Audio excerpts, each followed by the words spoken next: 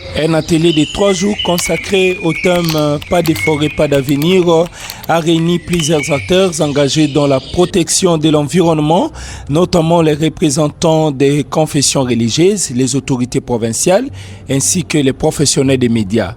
Cette rencontre avait pour objectif de consolider l'ancrage institutionnel et l'influence territoriale du chapitre Iribar RDC Équateur en érigeant ses leaders religieux et communicateurs confessionnels en une force des propositions et des contrôles citoyens durables capables d'inverser les dynamiques locales de la déforestation et d'orienter les politiques publiques, lois et les mesures d'application provinciale en faveur d'une gestion durable des forêts à travers les lancements et les déploiements effectifs de la campagne Pas de forêt, pas d'avenir.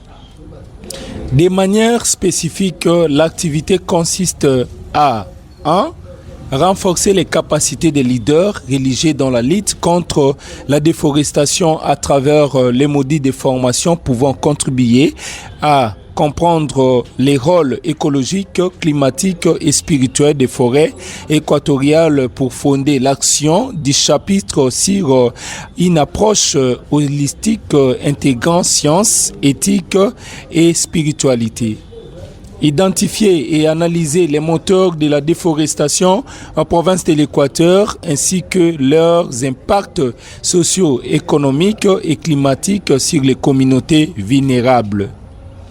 Valoriser et intégrer les savoirs traditionnels des communautés locales et peuples autochtones dans les stratégies de conservation en reconnaissant leur rôle de gardiens holistiques des écosystèmes équatoriens. Maîtriser l'architecture juridique et institutionnelle de la gouvernance forestière en RDC pour renforcer la crédibilité et l'efficacité des leaders dans leur dialogue avec les autorités provinciales. 2. Lancer officiellement la campagne Pas de forêt, pas d'avenir en province de l'Équateur à travers une cérémonie officielle présidée par les autorités provinciales et doter les chapitres des outils nécessaires à son déploiement, guide de la campagne, guide d'animation médiatique, boîte à images, etc. 3. Élaborer un plan de déploiement provincial de la campagne au niveau de chaque confession religieuse, intégrant des activités de sensibilisation, des célébrations, d'actions médiatiques et de plaidoyer. 4. Élaborer une stratégie de plaidoyer interreligieux ambitieuse, articulant sensibilisation des masses, alerte citoyenne, mise en place des cadres de dialogue multi-acteurs pour une mobilisation communautaire durable et directement articulée avec les objectifs de la campagne. Au cours de ces 3 jours, les participants auront à partager leurs expériences et échangeront sur les principales menaces qui pèsent sur les forêts, notamment la déforestation, l'exploitation abusive des ressources naturelles, le feu de brousse, l'agriculture surbrillée et le braconnage. Les discussions auront axé sur la mise en évidence, la nécessité d'impliquer davantage les communautés locales dans la protection de leur environnement. Les participants des leaders interreligieux a permis de mettre en avant les rôles des communautés religieuses dans la sensibilisation de la population à la sauvegarde de la nature. De leur côté, les autorités provinciales ont été appelées à la mobilisation de l'opinion publique sur les questions environnementales. À l'issue de l'atelier, les participants ont été encouragés à unir leurs efforts pour promouvoir une gestion responsable des ressources naturelles. Les messages portés par cette rencontre est simple et essentiel. Pas de forêt, pas d'avenir. Protéger les forêts aujourd'hui, c'est préserver la biodiversité, les moyens de subsistance des communautés et les conditions de vie des générations futures. À suivre l'intégralité dans ces reportages. Les organisations qui ont accepté de se réunir autour d'une cause qui dépasse nos appartenances religieuses, politiques, sociales et communautaires, à savoir la sauvegarde de nos forêts et la protection de la vie. La forêt de l'Équateur n'est pas simplement un espace couvert d'arbres. Elle est notre patrimoine naturel, Notre richesse commune est un événement essentiel de l'équilibre de notre environnement. Elle nourrit des familles, fournit des médicaments traditionnels, protège le sol, régule l'eau et contribue à l'équilibre climatique de notre planète. Mais aujourd'hui, cette richesse est gravement menacée. La déforestation, l'exploitation illégale du bois, les pratiques agricoles non durables, l'exploitation incontrôlée des ressources naturelles et certaines formes d'occupation des terres fragilisent progressivement nos écosystèmes. Les conséquences sont déjà visibles dans plusieurs communautés. Perturbation des saisons agricoles, diminution de certaines ressources forestières, dégradation des sols, raréfaction de certains produits alimentaires et médicinaux, augmentation des températures et vulnérabilité accrue des populations face au changement climatique. Face à cette situation, nous ne pouvons pas rester indifférents. La protection de la forêt est aussi une question de conscience, de justice et de responsabilité morale. Il est vrai qu'au cours de cet atelier, vous serez renforcés en capacité dans la lutte contre la déforestation à travers les modules de formation pour comprendre le rôle écologique, climatique et spirituel des forêts. Vous aurez aussi l'occasion d'identifier et d'analyser les moteurs de la déforestation dans notre province ainsi que leurs impacts socio-économiques et climatiques sur les communautés vulnérables en valorisant et intégrant les savoirs traditionnels des communautés locales et peuples autochtones dans les stratégies de conservation en reconnaissant le rôle des gardiens historiques des écosystèmes équatoriens. En plus, le lancement officiel de la campagne « Pas de forêt, pas d'avenir » aura lieu et le plan de déploiement provincial de cette campagne au niveau de chaque confession religieuse, intégrant des activités de sensibilisation, de célébration, d'action médiatique et de plaidoyer sera élaboré avec des stratégies de plaidoyer interreligieux. Toutefois, que nos différences religieuses ne soient jamais un obstacle à notre engagement commun et ne doivent pas nous empêcher de nous unir lorsqu'il s'agit de défendre la vie et les biens communs. Au contraire, elles peuvent devenir une richesse pour notre action commune. Pour défendre nos forêts, faisons de notre diversité une richesse et de notre foi une force au service de la vie. Si nous nous engageons ensemble, nous pouvons faire de la province de l'Équateur un exemple de solidarité interreligieuse au service de la protection de la création et du développement durable.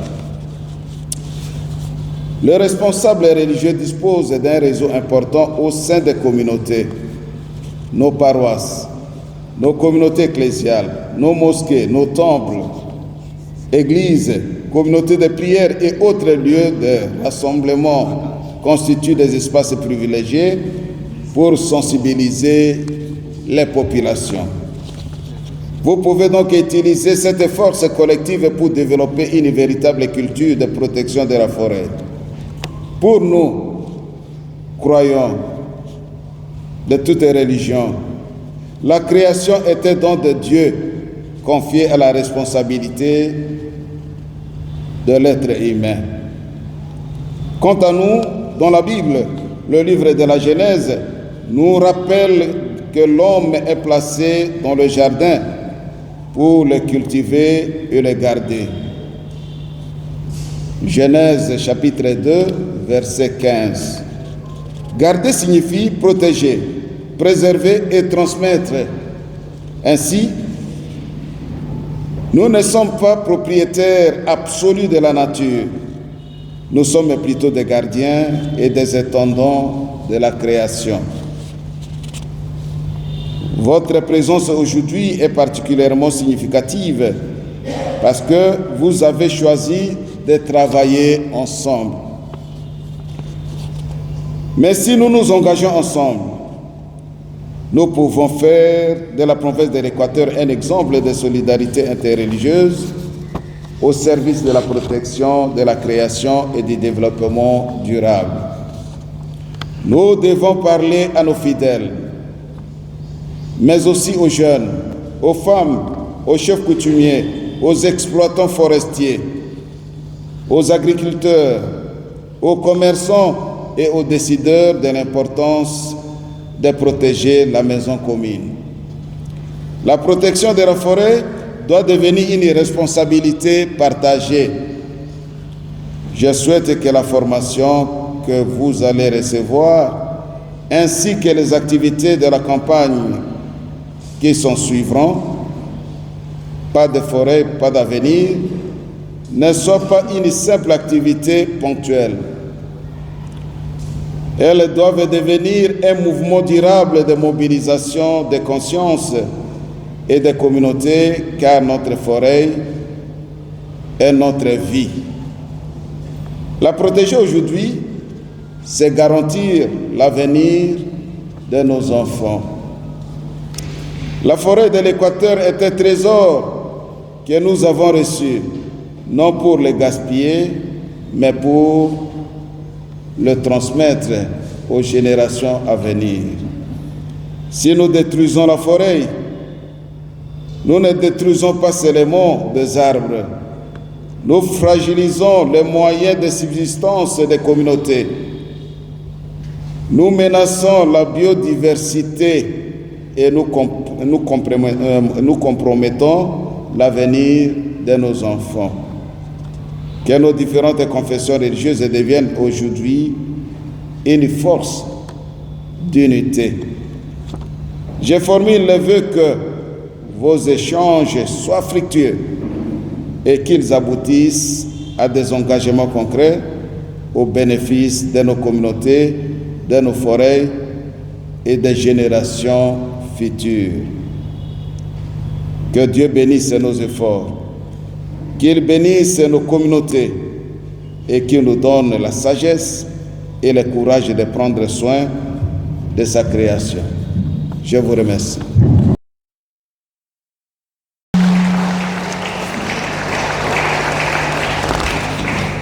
Honorable président de l'Assemblée provinciale de l'Équateur, ici représenté, Mesdames et Messieurs les membres de l'exécutif provincial, Messieurs les membres du comité provincial de sécurité, Messieurs les chefs de division provinciale de l'administration publique, Mesdames et Messieurs les leaders religieux, Mesdames et Messieurs les représentants des organisations de la société civile nationale et locale, distingués invités en vos titres et qualités respectifs. Mesdames et Messieurs, c'est pour moi un honneur et un réel plaisir de prendre la parole ce jour. Au nom de son Excellence, Monsieur le gouverneur de province, Boloko Bolumbu Bobo, empêché à l'occasion de l'ouverture de l'atelier de formation immersive et du lancement officiel de la campagne « Pas de forêt, pas d'avenir » dans la province de l'Équateur. Avant toute chose, permettez-moi de rendre grâce à Dieu, tout-puissant, Maître du ciel et de la terre, pour nous avoir accordé la vie, la santé et la possibilité de nous réunir aujourd'hui. Je voudrais également rendre les hommages mérités à son Excellence M. Félix Antoine Tshisekedi Tshilombo, président de la République, chef de l'État, pour les efforts qui ne cessent de consentir en faveur de la protection de l'environnement, de la valorisation du patrimoine naturel de notre pays et de l'amélioration des conditions de vie de nos populations.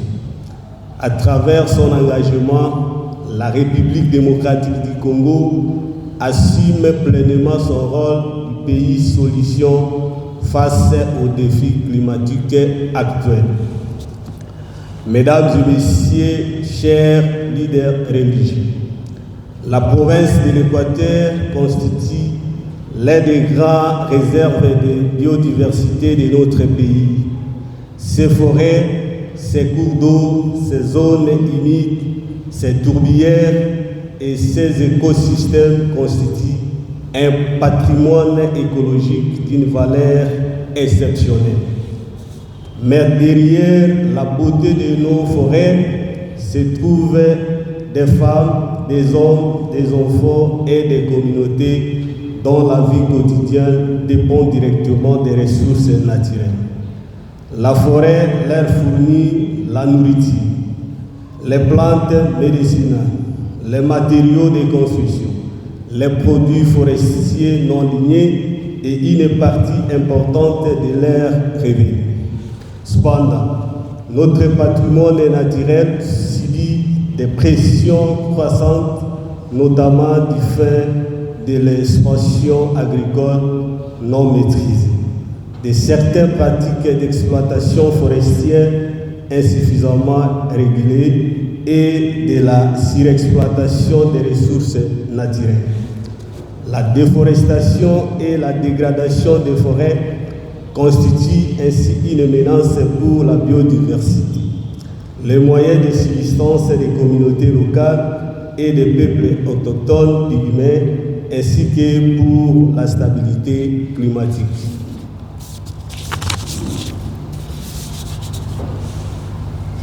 C'est précisément dans le contexte que j'inscris la présence d'initiatives laquelle vise à renforcer les capacités des leaders religieux, comprendre les moteurs de déforestation, valoriser les savoirs traditionnels et permettre aux leaders de participer aux gouvernances forestières. La campagne « Pas de forêt, pas d'avenir » ne doit pas s'arrêter qu'à cette cérémonie. Elle doit devenir un mouvement de conscience collective, porté par les différentes confessions religieuses et réalisé au sein de nos communautés afin de susciter une véritable mobilisation citoyenne pour la protection de nos forêts, de notre biodiversité. Je vous invite donc à intégrer davantage les questions environnementales dans vos prédications, vos enseignements, vos émissions, vos activités communautaires et vos actions sociales. Honorable président de l'Assemblée provinciale ici représenté, chers leaders religieux, mesdames et messieurs, distingués invités, avant de clore mon propos, je voudrais féliciter l'initiative interreligieuse pour les forêts tropicales, IRI RDC, pour cette initiative qui vise à mobiliser les leaders religieux et les autres acteurs stratégiques en faveur de la protection des forêts, de la lutte contre les changements climatiques. C'est sur cette note que je déclare au nom de son Excellence, Monsieur le gouverneur de province, Boloko Bolungu Bobo, empêché, ouvert l'atelier de formation immersif et lancé la campagne « Pas de forêt, pas d'avenir » dans la province de l'Équateur. Je vous remercie.